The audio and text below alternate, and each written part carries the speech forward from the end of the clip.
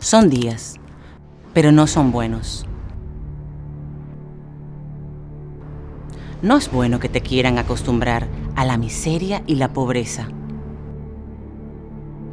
Es un día más en el que no sabes qué vas a comer ni qué le darás a tus hijos. No son buenos momentos en los que reina la impunidad y la mentira. Días en los que no hay justicia, solo injusticia. No son buenos los que creen que todo se compra, que el dinero lo es todo. El cambio es cambiar. Corrupción por honestidad. Impunidad por justicia. Inseguridad por seguridad. Pobreza por bienestar. Conéctate al Poder Ciudadano con Milagros Ortiz Bosch. Poder Ciudadano es el vocero de Unidos por el Cambio. Su papel fundamental es conversar con el ciudadano, con cada uno de ustedes, donde quiera que estén, en una montaña, frente a un río, en una ciudad, en un barrio, para que vayan descubriendo las oportunidades que va ofreciendo en el programa de gobierno Luis Abinader. Es un programa que se transmite por 2 canales de televisión y el que tienen eco 3 emisoras de radio en todo el país, y todas las réplicas en los canales que tienen que ver con la candidatura del candidato Luis Abinader y del Partido Revolucionario Moderno. Y todos los amigos que desean replicarnos y retuitarnos, como se dice hoy en día, tienen una oportunidad de difundir ideas, principios, conversaciones, aprender. Como esta tarde, hoy en este espacio de 6 a 7 de la noche, tenemos a don Miguel Sarajado. Es el hombre que ha diseñado el concepto de política social desde el Partido Revolucionario Moderno, pero contenidas directamente y vigiladas, estructuradas dentro de todo el programa de gobierno que está presentando al país don Luis Abinader. Primero, el candidato, las ideas, el partido también desde antes, pero el hombre que conoce de cómo desarrollar un país desde que no, como explicaba ayer profundamente don Wilfredo Lozano, no puede haber desarrollo si hay desigualdad. El desarrollo se hace para que haya igualdad, para que haya inclusión. Entonces nadie lo va a explicar mejor que Miguel Sarajado. Miguel, muchísimas gracias por estar aquí. Muchas gracias, es un placer para mí. Tú sabes que no es conmigo, ahí está la cámara. Yo quiero que tú le expliques a la gente el concepto fundamental en que se desarrolla el programa de gobierno del candidato del PRM, Luis Abinader. Miren, doña Milagro, la idea fundamental del programa de gobierno surge de un diagnóstico muy básico. Ciertamente la economía dominicana ha crecido mucho. Ha crecido desde el año de 1950, no en los últimos 5 años, 10 años, como se ha dicho, no. La República Dominicana tiene un ritmo de crecimiento sostenido por encima del 5% anual desde 1950 hasta el 2020. Y superando cosas terribles. Somos la economía que más ha crecido. Además, en ese periodo hemos tenido solamente 6 años recesivos y es un crecimiento muy estable. Una situación única en América Latina. A pesar de ese crecimiento, la velocidad con que ha mejorado la calidad de vida de la gente ha sido muy reducida. Nos hemos quedado atrás. Otros países con igual o menos recursos que nosotros han avanzado más. ¿Y eso por qué es eso? Bueno, porque sencillamente la economía dominicana crece en sectores que no generan empleo y los empleos que se crean son de mala calidad. A eso se le agrega una mala calidad del gasto social. Históricamente habíamos tenido un muy bajo gasto en educación, en salud, no hemos hecho las inversiones necesarias en agua, en saneamiento, en fin, en todos aquellos aspectos que tienden a mejorar la calidad de vida de la gente. Y nos hemos retrasado mucho. Adicionalmente a esto está el tema de la institucionalidad. El país se ha ido retrasando en los cambios institucionales. Si yo comparo el nivel de institucionalidad que deberíamos tener con la riqueza por habitante, nosotros tenemos un gran rezago comparado con el mundo. Somos el segundo país del mundo donde la distancia entre el nivel de institucionalidad que tenemos y el que deberíamos tener con relación a la riqueza por habitante, somos la segunda distancia más grande. Es decir, este país ha desaprovechado las oportunidades.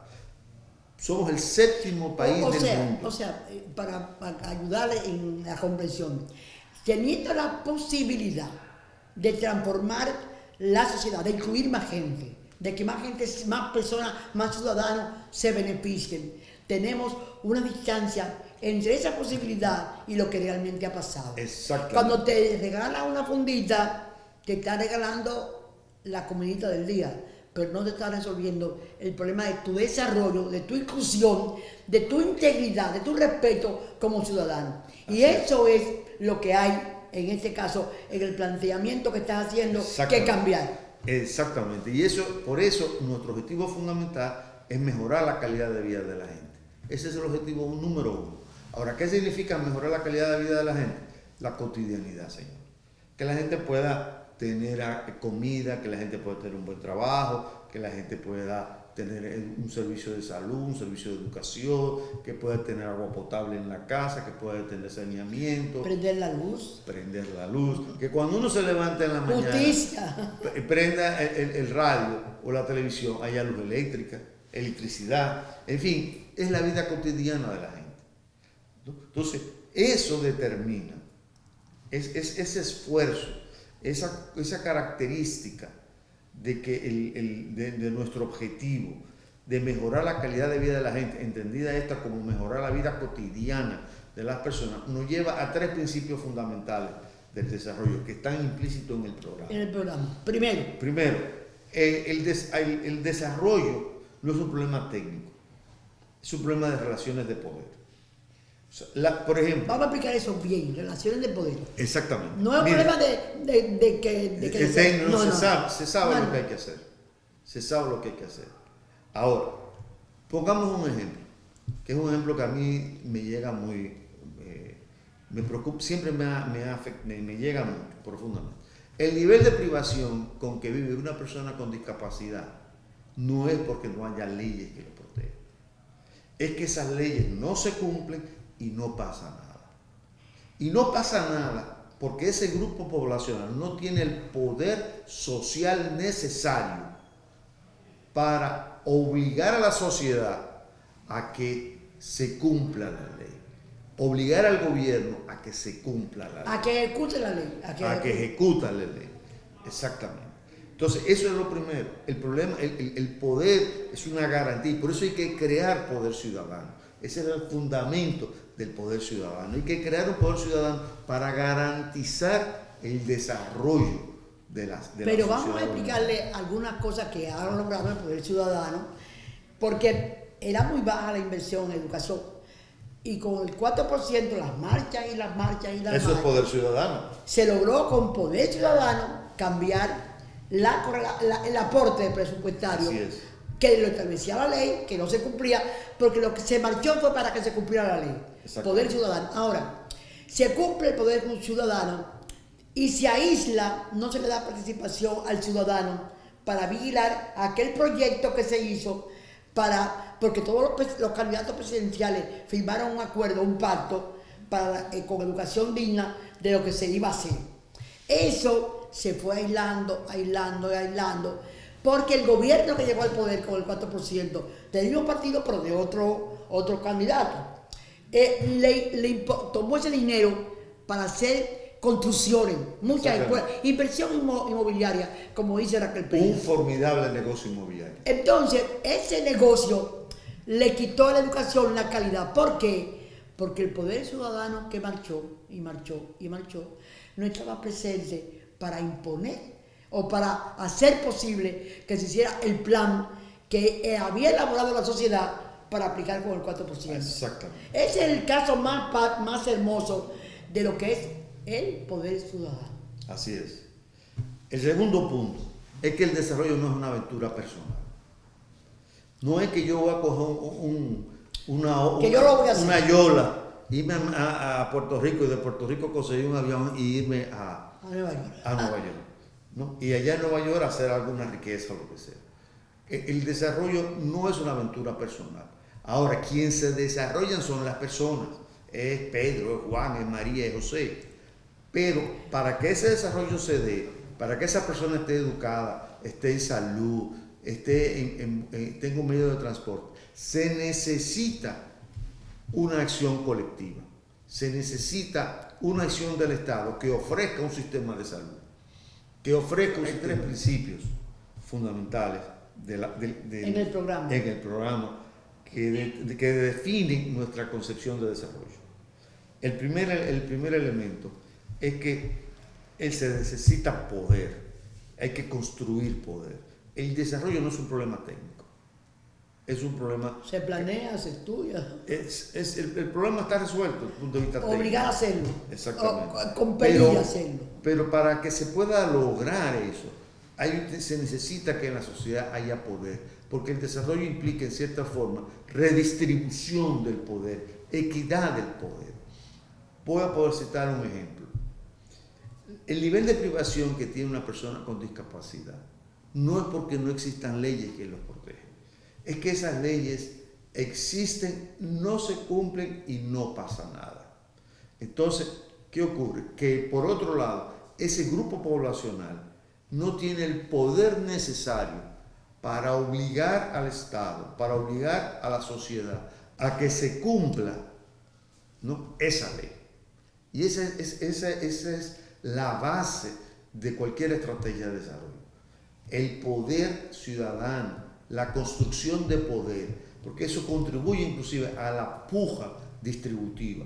O sea, cómo se distribuye el excedente económico que se genera depende de las relaciones de poder. El segundo elemento, doña Milagro, tiene que ver básicamente con el territorio. Las oportunidades hay que crearlas donde vive la gente. Y por eso el territorio, la territorialización de las políticas sectoriales es un elemento constitutivo de la propuesta. Eso quiere decir que hay que llevar, si es agua, no en las ciudades, también en donde quiera, en los municipios, en la parte rural. Si hay que dotar de servicios, luz, si hay que tratar de hacer higiene, de dar que los pisos, las casitas, la construcción de vivienda, no es un solo sitio. Eso también crea el gigantismo, la macrocefalia de algunas ciudades, de algunos países en relación con algunos puntos vitales. Hay que crear las oportunidades donde vive la gente. Sí. ¿No? Y el tercer elemento, que es también muy importante, es que el desarrollo no es una aventura personal. Quien se desarrolla son las personas, es correcto. Es Juan, es María, es Pedro, José, quien está educada, que está en salud. No es los países que se desarrollan, ni son las cosas, es la gente. Ahora, no es una aventura personal, porque esa persona, para que esté educada, para que esté en salud, para que tenga un medio de transporte, requiere del colectivo, del Estado, a través del sistema educativo, del sistema de salud, del sistema de transporte. Pero ahí gana todo el mundo, porque para usted desarrollar una industria, usted necesita trabajadores sanos, necesita un personal que llegue a tiempo, que se traslade a tiempo a donde está la función de trabajo.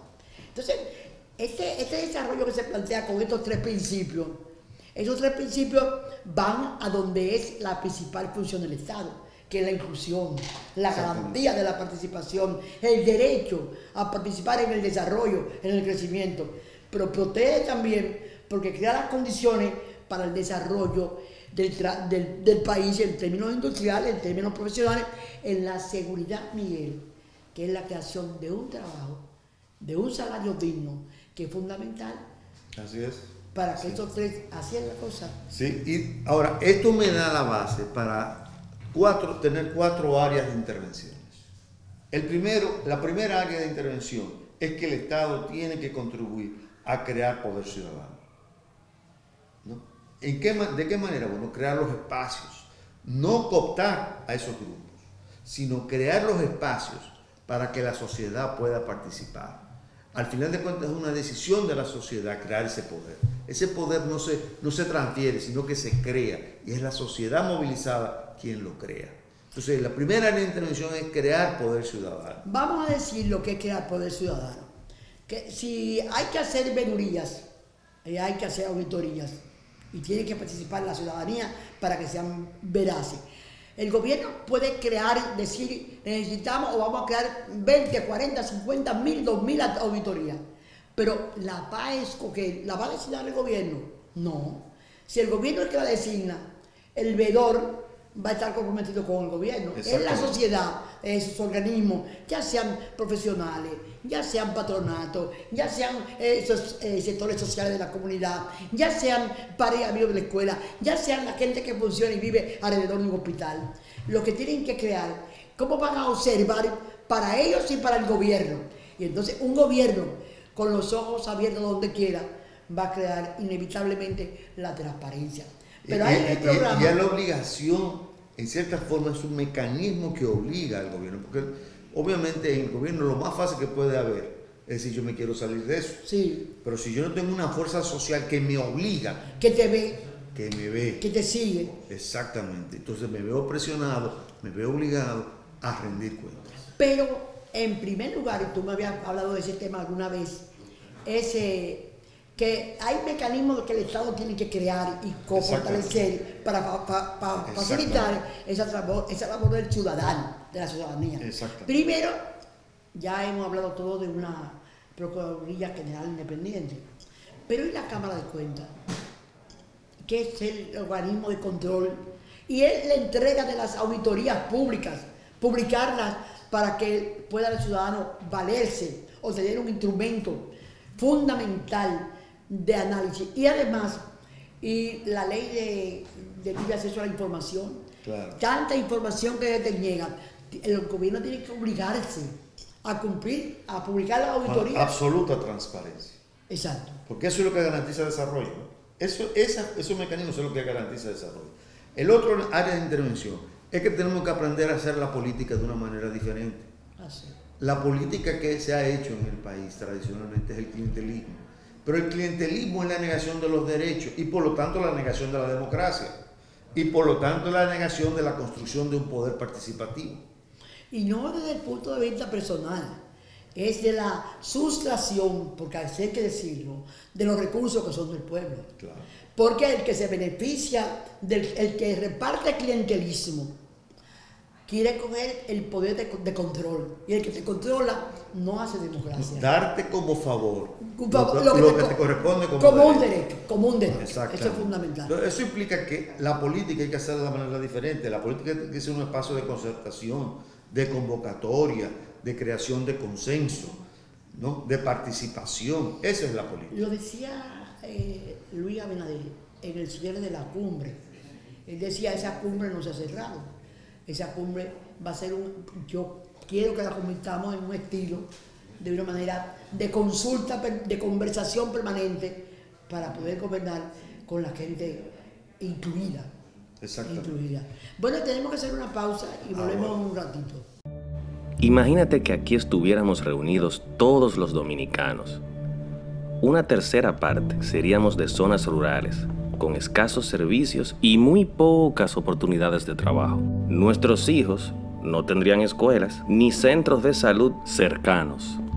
Otros serían de ciudades, pero de zonas vulnerables. Allí viven en condiciones precarias. A una buena parte le niegan el trabajo por ser mujer, por vivir en un barrio pobre, por tener un afro o hasta por tener un tatuaje. Ellos tienen que crecer sabiendo que la igualdad de oportunidades es un derecho de todos. Aunque somos diversos, hay algo más fuerte que nos une, y es la necesidad del cambio. Este es el cambio que te propongo. Unidos venceremos.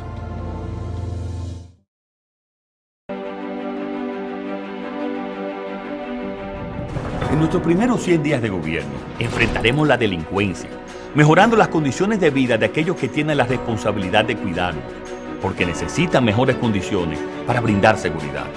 Nosotros dignificaremos el trabajo de los militares y policías, garantizando un sueldo mínimo equivalente a $500 mensuales.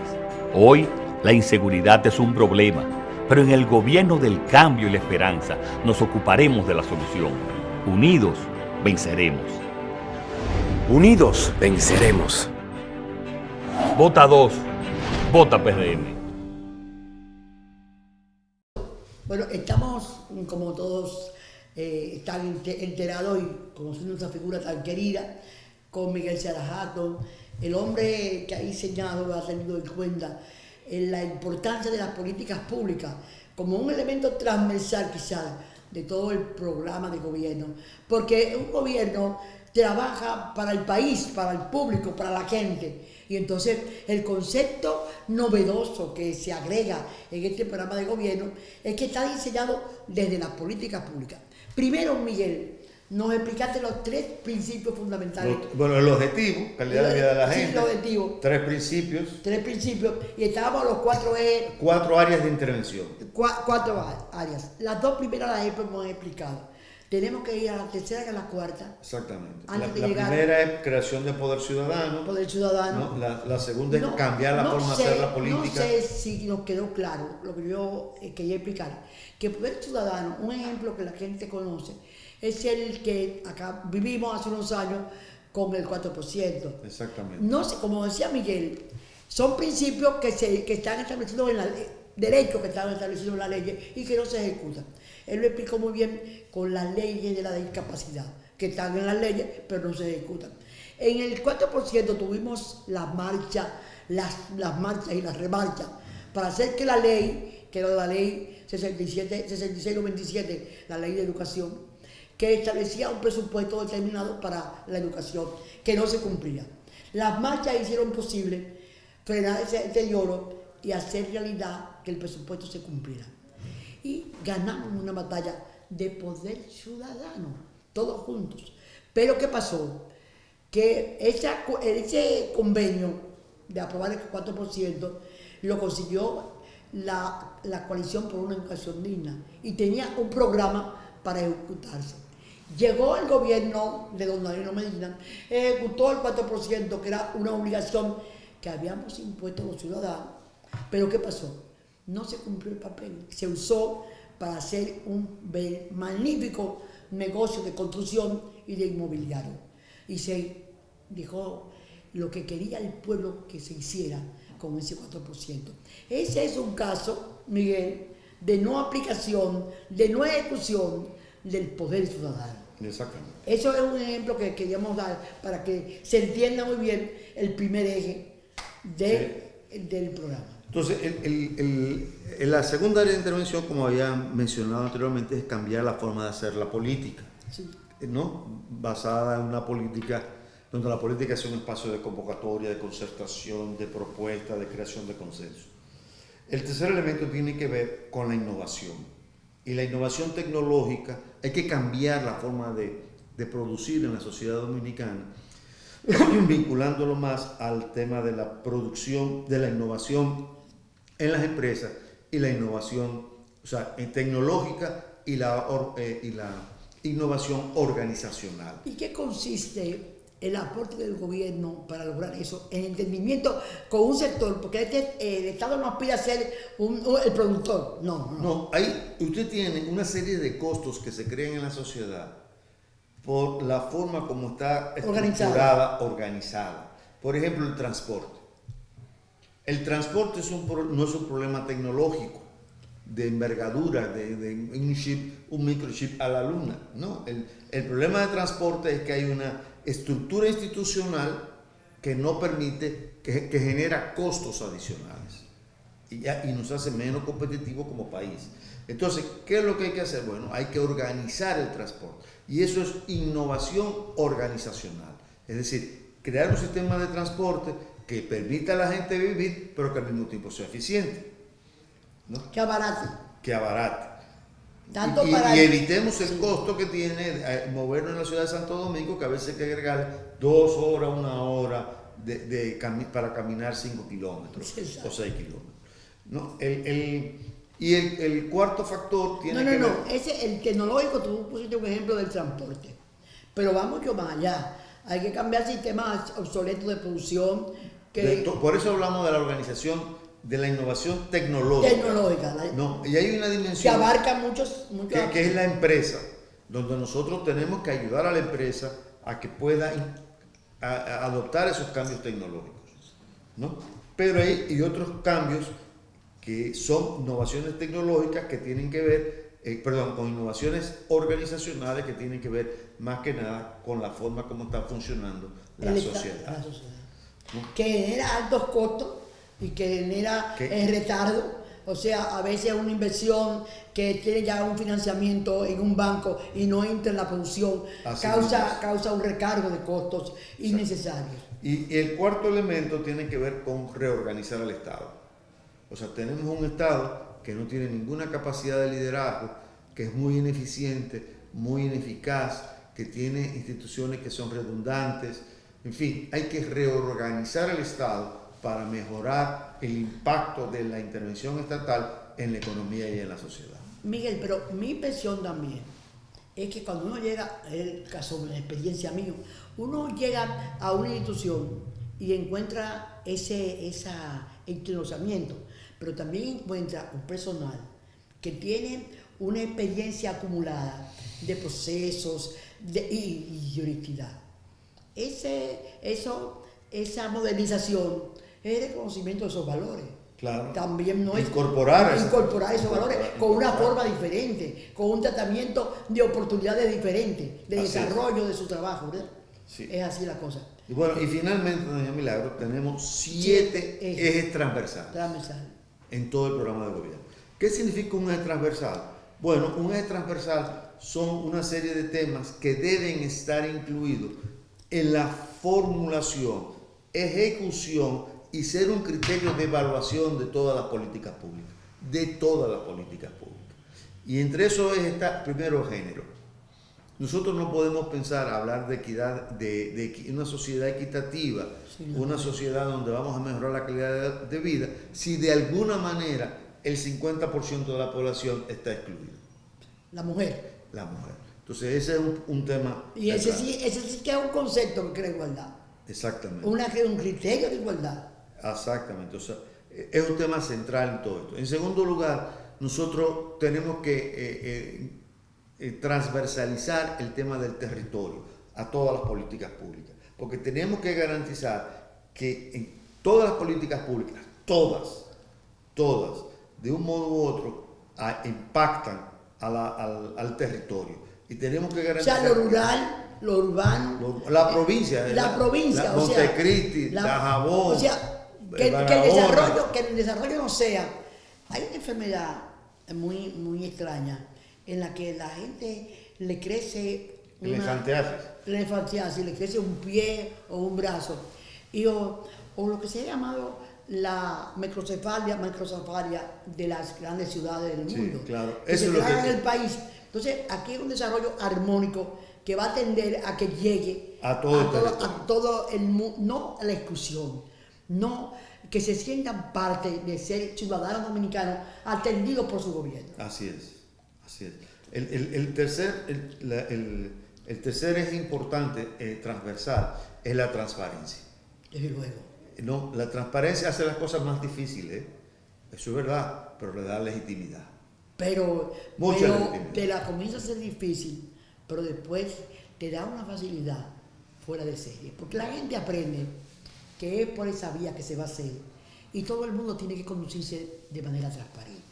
La experiencia mía que instalé, quizás el primer sistema de transparencia con acceso del internet. Yo podía ver hasta un centavo que se gastaba en la Secretaría de Educación. Yo recuerdo que una vez alguien me dijo, ¿por qué pones un peso? Porque un peso se gastó. Entonces, al principio fue difícil, pero después era una alegría. Todo lo que da transparencia, el país anhela vivir así. Claro, transparencia. Yo debo decir que a mí mucha gente me saluda con cariño todavía.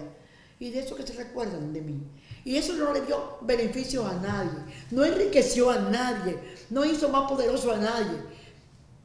Y yo tengo la alegría de saber que eso se puede y se debe hacer porque nos hace mejores a todos.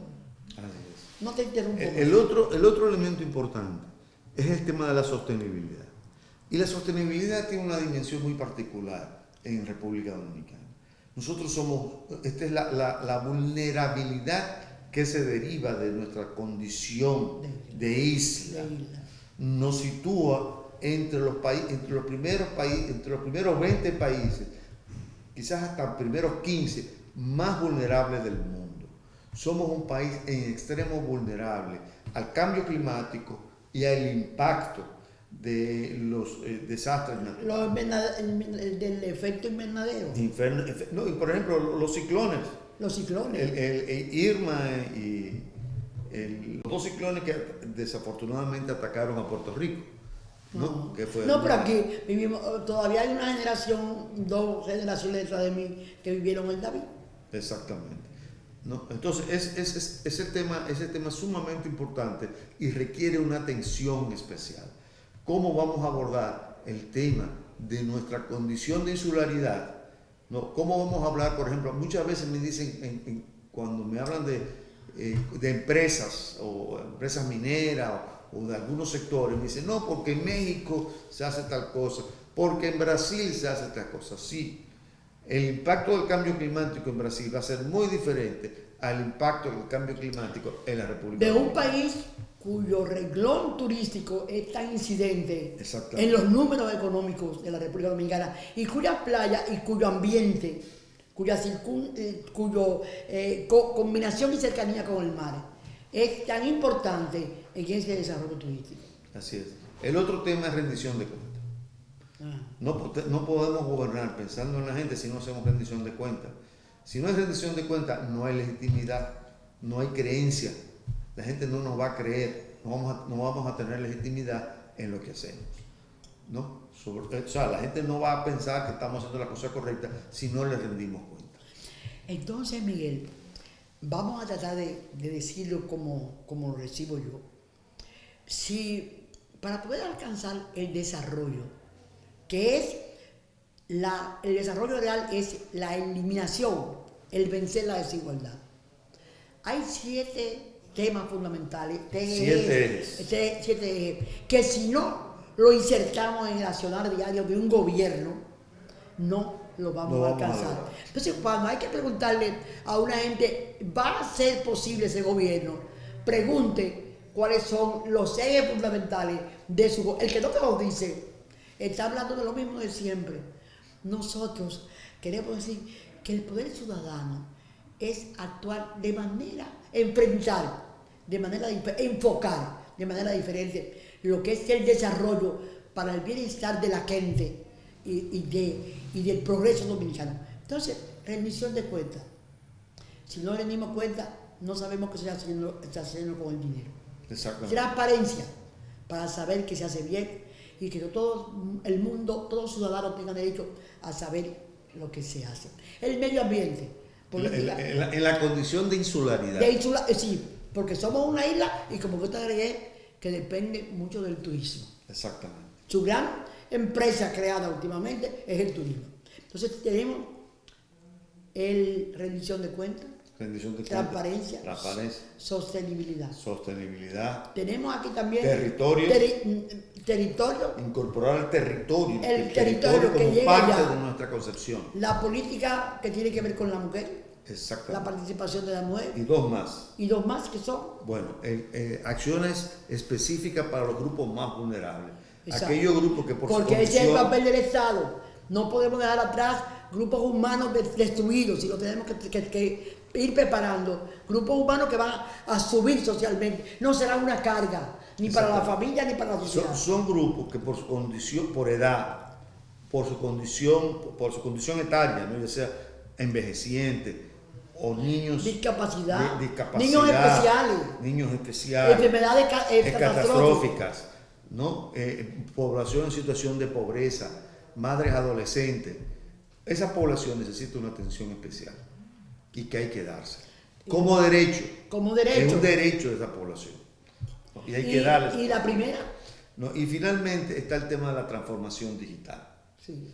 el mundo cambió. El mundo había cambiado, pero No nos dábamos cuenta. la subjetividad del cambio la estamos Sí. viviendo ahora. La La función pandemia. de las redes en la Sí. pandemia, Mira. en las reuniones por Zoom, todo lo que ha cambiado. Este programa está siendo editado por técnicos del PRM y en un local establecido para el PRM para hacer esto. Antes no lo teníamos. Exacto. Nos obligó la pandemia. Como las conferencias son todas virtuales y nos reunimos todos los organismos, con el hábito que siempre nos reunimos. Nosotros Exactamente. no nos reunimos cada 6 meses, sino cada semana. Sí, sí. Y entonces, ciertamente, esto es producto de lo que es el conocimiento de la tecnología, de la Así es. digital, y solamente los que hemos tenido la inteligencia de entender el momento. A pesar de la edad en la que yo estoy presente, a pesar de eso, estamos listos para decirle Usted al siempre ha país. sido una mujer de la modernidad. Bueno. De la sí. modernidad de las épocas. Bueno, me pinto bien. Entonces, en sentido general, eso es poder ciudadano. Eso es lo que vamos a hablar a ustedes en este programa. Este programa que se consigue en el canal, en YouTube, a través de Facebook, a través de Twitter, a través de Instagram y de las cadenas establecidas por Luis Abinader, su canal, su página, la página del partido retuiteando. Y ahí estarán ustedes viendo Poder Ciudadano. Un trabajo de Unidos por el Cambio para fortalecer y conducir a un cambio del concepto de gobernar y de conducir el Estado que va a encabezar Luis Abinader. Nos vemos y seguimos en esto. Son días, pero no son buenos. No es bueno que te quieran acostumbrar a la miseria y la pobreza. Es un día más en el que no sabes qué vas a comer ni qué le darás a tus hijos. No son buenos momentos en los que reina la impunidad y la mentira. Días en los que no hay justicia, solo injusticia. No son buenos los que creen que todo se compra, que el dinero lo es todo. El cambio es cambiar. Corrupción por honestidad. Impunidad por justicia. Inseguridad por seguridad. Pobreza por bienestar. Conéctate al Poder Ciudadano con Milagros Ortiz Bosch.